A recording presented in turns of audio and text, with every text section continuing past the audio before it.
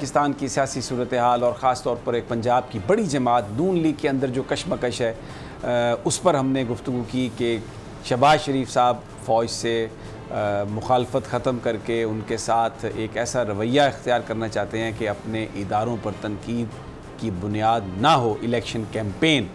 और इस्लामाबाद में पिछले हफ्ते एक बड़ी शादी हुई, एक बड़ी शख्सियत के साहबजादे की शादी थी। तो ये इस तरह के जो तकरीबात हैं वो अमूमी तौर पर सहाफ़ियों के लिए पैमाने होते हैं, उसमें बहुत सारे सहाफ़ियों को भी बुलाया गया। खैर हम तो शामिल नहीं थे उसमें, और भी सियासतदान भी कई आए उसमें।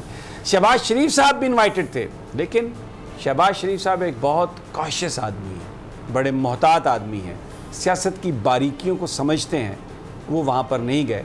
लेकिन जो लोग सियासतदान जो मौजूद थे उनमें बिलावल भुट्टो भी थे, उनमें इत्तलात मिली हैं कि राना तनवीर साहब भी थे, चौधरी निसार साहब तो खैर होंगे ही होंगे, अगर कोई कंफर्म ना भी करे तो हमें अंदाज़ा है कि वो वहाँ पर होंगे।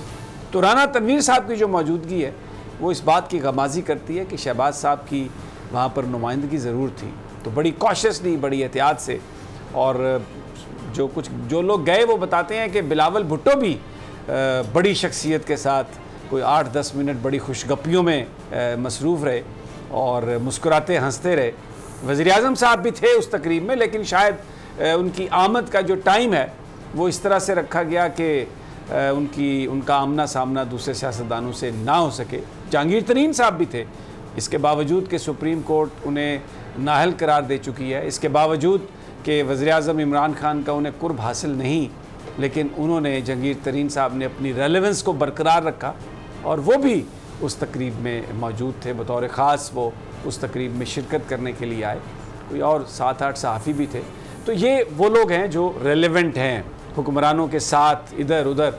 तो ये चीज़ें जो हैं वो चलती रही हैं और बड़ा कॉशियसली इसको ख़ास तौर पर शहबाज शरीफ साहब हमें हैंडल करते हुए नज़र आ रहे हैं। अब मैंने ब्रेक पर जाने से पहले कहा था कि पीपल्स पार्टी, सदीक साजिद, पीपल्स पार्टी फोकस कर रही है बड़े नामों पर, और वो भी कोई GDA में है, कोई पीर पगाड़ा का साथी है, अपने ही अलाइज को नाराज़ कर रहे हैं। जो सिंध में तहरीक इंसाफ है वो कब किसी भी ऐसी शख्सियत को पीपल्स पार्टी से तोड़ने में कामयाब नहीं हो सकी जिसका कोई डेंट पीपल्स पार्टी को पड़ सके, बल्कि पीपल्स पार्टी ने बलूचिस्तान में ऐसी शख्सियात को अपने साथ शामिल कर लिया है जो आगे चलकर हुकूमत साजी में एक बड़ा अहम किरदार अदा कर सकते हैं वो लोग। तो अगर पीपल्स पार्टी को डेंट नहीं पड़ेगा तो फिर PTI जो सिंध में इन रोड्स अपनी बनाना चाहती है वो तो उसमें तो हमें कोई कामयाबी ख़ास तौर पे नज़र नहीं आ रही। बिल्कुल बिल्कुल ये ठीक बात है, और इससे काफ़ी वो परेशान है। उन्होंने कोशिश की थी कि अंदरूनी सिंध जाकर कश्मोर, बदीन और दीगर जगहों पर जाकर उन्होंने जलसे वगैरह किए असद उमर ने, लेकिन उसमें उनको इतनी कामयाबी हासिल नहीं हुई। अब इसके पीछे जो दिमाग है पीपल्स पार्टी के हवाले से ज़ाहिर है वो तो आसिफ जरदारी का ही है। और ये जो आपने एक अहम शख्सियत की बेटे की शादी की बात की, उसमें बिलावल भुट्टो जरदारी का जाना और वहाँ पे एक ख़ास वक्त को गुजारना बहुत बड़ा मैसेज, क्योंकि उस शख्सियत का बाकायदा फ़ोन गया कि आप इसमें शिरकत करें। क्योंकि आसिफ जरदारी से भी बात हुई, लेकिन वो चूँकि बीमार हैं, अलील हैं, नहीं आ सकते थे, तो बिलावल भुट्टो जरदारी आए। बात कहने की है कि उनकी अलाइनमेंट ठीक है, उनकी सिमत ठीक है पीपल्स पार्टी की। वो अपनी वो जो गोटियाँ होती हैं ना वो ठीक तरीके से खेल रहे हैं, इधर उधर वो ठीक रहे। शतरंज के जो मोरे हैं ना वो उन्होंने अपने संभाल के रखे हुए, क्योंकि उसके पीछे दिमाग आसिफ जरदारी का चल रहा है। PTI का एक तो देखें ना, आज भी प्राइम मिनिस्टर वहाँ पे गए हैं। कराची ट्रांसफार्मेशन जो प्लान है उसके ऊपर अमल दरामद के हवाले से अभी भी बहुत सारे सवालात है, क्योंकि ज़ाहिर है उसके ऊपर अच्छा खासा पैसा चाहिए। 400 से 500 अरब रुपया लगना है। ये ग्रीन बसें चला देंगे, ग्रीन लाइट चल जाएगी, फलां हो जाएगी। ये कुछ ना कुछ ये करना चाह रहे हैं कि इलेक्शन से पहले हम कर दें, लेकिन इसका इनको इतना फ़ायदा बिल्कुल नहीं होगा। आपकी बात ठीक है। उसकी सबसे बड़ी वजह सुन लें, PTI कराची के अंदर जो इख्तलाफात हैं, फरदौस शमीम नकवी खामोशी के साथ अलग हो गए। हलीम आदल जो शेख हैं बेशक अपोजिशन लीडर हैं, कि उनकी पार्टी के अंदर इतनी से है कोई नहीं।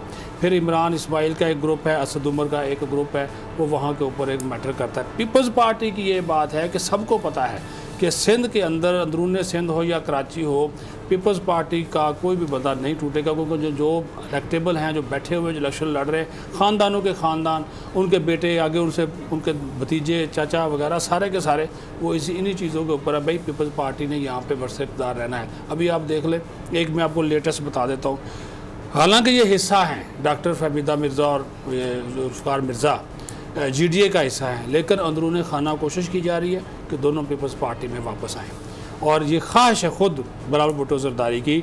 और मेरी इतला के मुताबिक आसफ़ अली ज़रदारी ने भी अपने रवैये में कुछ नरमी पैदा की है। मामला ख़राब हुआ था मुज़फ़्फ़र टप्पी की वजह से, वो मामला भी अब उन्होंने कहा जो अब तो मंजर आम से हट गए, तो इस वजह से दोबारा कोशिश की जा रही है कि GDA में न रहें, आइंदा इलेक्शन से आने से पहले जो है वो पीपल्स पार्टी की तरफ आ जाए। इसी तरह और बहुत से लोग हैं जो लियाकत जतोई वो भी अपनी कोशिश कर रहा है। अच्छा, एक मुझे बात बताएं, मैं नासिर शाह साहब को सुन रहा था जो सिंध के वज़ीर इत्तलात हैं, उनका ये कहना था कि चीफ मिनिस्टर साहब को इत्तला नहीं दी गई, अगर वो इत्तला होती तो वो जाते। अब मुझे SOPs का नहीं पता, लेकिन मेरा ख्याल ये है कि अगर प्राइम मिनिस्टर चीफ एग्जेक्टिव हैं, अगर वो कहीं जाते हैं तो चीफ मिनिस्टर साहब को तो खुद आना चाहिए था उनको रिसीव करने के लिए। मैं इस बात से कतई नज़र कि उनका ताल्लुक पीपल्स पार्टी से है, क्योंकि हमें याद है कि पंजाब में जब मोहतरमा बेनज़ीर भुट्टो साहबा की मरकज़ में हुकूमत थी तो नवाज़ शरीफ साहब उन्हें रिसीव करने नहीं आते थे। मुझे ये याद है कि जंग में उन्होंने आना था और उनकी वहाँ पर आमद के लिए हेलीपैड बनाना था, तो वफाकी सूबाई हुकूमत ने वो हेलीपैड भी बनाने के लिए किसी तरह से भी कोई फ़ंड्स या कोई रिसोर्स प्रोवाइड नहीं किए थे। हालांकि फैसल सालेह हयात साहब उस वक्त सीनियर मिनिस्टर बनाए गए थे पंजाब में, मामलात को चलाने के लिए, देखने के लिए बाद में बनाए गए थे। तो ये जो चीफ मिनिस्टर साहब थे पंजाब के, वो भी ऐसा ही करते थे। जो हैं मुराद अली शाह साहब, बड़े यंग आदमी हैं, बड़े डायनामिक उनकी पर्सनैलिटी है, बड़े वर्सटाइल उनके ख़यालात हैं। तो अगर वो चले जाते वज़ीर आज़म साहब से मिलने के लिए, ख़ुद चले जाते, तो उसमें भी कोई कबात नहीं थी। वज़ीर आज़म साहब की जो टीम है उनको भी ये चाहिए था कि वो वज़ीर आला साहब को आमद से ख़बर करते। गवर्नर साहब इसमें एक ब्रिज का रोल कर सकते थे। क्या ख्याल है आपका? जी, जो प्रोटोकॉल होता है वो यही होता है जिसका आपने जिक्र किया, जाते हैं, और ये गलत बात है। तो पीपल्स पार्टी की हमें पता नहीं था, हमें बताया नहीं गया। समी साहब, वज़ीर प्राइम मिनिस्टर का विजिट एक दिन में नहीं होता, ये पिछले हफ्ते से प्लान होता है, पहले अनाउंस होता है, और उसकी जब विजिट, और फिर वो इलेक्टेड प्राइम मिनिस्टर हैं पूरे पाकिस्तान के, और सिंध के हवाले से उन्होंने कभी कोई बखीली नहीं दिखाई। इमरान खान साहब ने हमेशा फंड्स भी दिए हैं, पैकेजेस के ऐलान भी किए हैं। शोभा प्रोटोकॉल की जानिब से जो नोटिफिकेशन या ऑर्डर जारी किया जाता है उसमें कापी होती है, copy to governor house, copy to CM house, उसमें लिखा जाता है।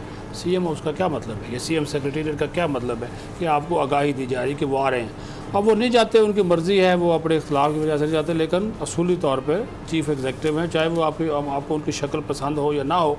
आपको याद होगा पीपल्स पार्टी के दौर में यूसुफ रज़ा गिलानी वज़ीर आज़म थे, तो उधर वो शहबाज शरीफ थे वज़ीर आला, तो वो आप जब भी जाते थे वो उनको रिसीव तो कर लेते, इख्तिलाफ भी था लेकिन वो उनको रिसीव करते थे। अच्छा, शहबाज शरीफ में जो रवादारी है इस तरह की, वो यानी आम जो दूसरे सियासतदान हैं उनकी निस्बत ज़्यादा है जी। वो हमेशा हमने देखा है कि अपनी गुफ्तगू में भी वो बहुत ज़्यादा सियासी जलसे, अवामी जलसे, उसमें तो उनकी ज़बान बिलाशुबा बड़ा, वो जो एक लोग सुनना चाह रहे होते हैं, उनके जो सपोर्टर वही बात करते हैं। लेकिन जब वो मीटिंग्स में आते हैं, पॉलिटिशियंस के साथ आते हैं, तो एक उनमें ये चीज़ नज़र आती है हमें कि वो बड़ी रवादारी और अल्फाज बड़े नपे तुले इस्तेमाल करते हैं। बिल्कुल सही बात है, रख रखाव वाले आदमी, उनको पता है कि ज़ाहिर इस तरह के जो ताल्लुकात होते हैं, सियासी ताल्लुकात अपनी जगह के ऊपर, लेकिन इंसान की एक अपनी भी जो अखलाकियात जो होती है वो उसका वो अच्छे तरीके से हमेशा से वो मुजाहरा करते हैं। चाहे वो उनके चैम्बर में अपोजिशन वाले जो लोग आते हैं या गवर्नमेंट के लोग आ जाए तो वो उनको खड़े होकर रिसीव करते हैं, उनके साथ ये जब भी वो पार्लियामेंट में आते हैं या उनकी राइशगाह पर जाते हैं तो उनको इज़्ज़त एहतराम देते हैं। ये है उनके अंदर रख रखाव वाले, वो है अपने भाई से इस मामले में कतई तौर पर वो मुख्तलिफ हैं।